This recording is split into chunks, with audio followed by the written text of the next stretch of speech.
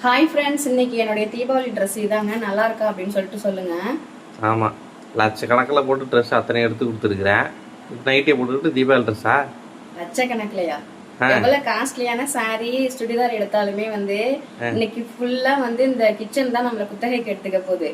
அதுக்கு எந்த ட்ரெஸ் போட்டாங்கன்னா, நான் மட்டும் இல்லைங்க, அன்னைக்கு வந்து தீபாவளி கொண்டாடுற 90% லேடிஸ் வந்து அவங்களோட தீபாவளி ட்ரெஸ் என்ன அப்படின்னா இந்த நைட்டி தான். என்ன ட்ரெஸ் எடுத்தாலும் ஒரு புது நைட்டி எடுத்து வச்சிருப்பாங்க. நான் அப்படிதான் பண்ணுவேன், நிறைய பேர் அப்படிதான் இருப்பாங்கன்னு நினைக்கிறேன்.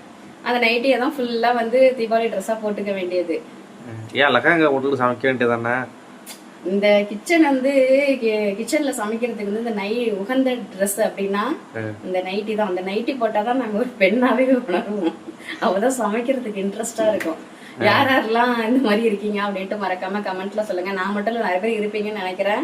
அந்த மாதிரி இருக்கிறவங்க யாராவது இருந்தீங்க அப்படின்னா மறக்காம கமெண்ட்ல சொல்லுங்க. என் புள்ள வந்து இப்பதான் எழுந்திரிச்சே வந்திருக்கு. நம்ம தான் குளிப்பாட்டணும். ஏன் அனைவருக்கும் இனிய தீபாவளி நல்வாழ்த்துக்கள். ஹாப்பி தீபாவளி சொல்லுடி. கொட்டாய் தங்கமையில ஹாப்பி தீபாவளி சொல்லுங்க. சொல்லிட்டு தங்கம் ஹாப்பி தீபாவளி சொல்லுங்க.